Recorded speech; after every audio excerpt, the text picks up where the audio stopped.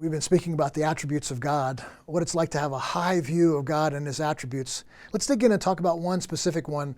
And oftentimes when we talk about the attributes of God, we start off with the ones that we kind of feel most comfortable with, the love of God, the mercy of God, the grace of God, the goodness of God.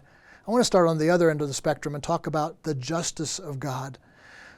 For many people, the justice of God is an attribute of God that we might like to eliminate. We don't want to see Him as angry. We don't want to see Him as the God of wrath that the book of Revelation talks about. That happened in Genesis chapter 6 at the flood, the wrath of God. Some people don't want to talk about God being a judge, the judgment of God.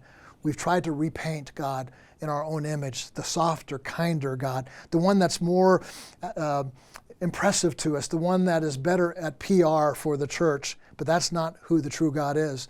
And we really, if we dig down deep into our heart, we really want God to be just, because if He wasn't just, we would be taken advantage of. We would be wounded without recourse. We would have enemies against us with no vindication. But God vindicates the poor, the oppressed, the hurt, the wounded. This could be something as simple as being gossiped about. You don't have to take justice into your own hands, because you know that God is the God of justice. He's going to do everything right.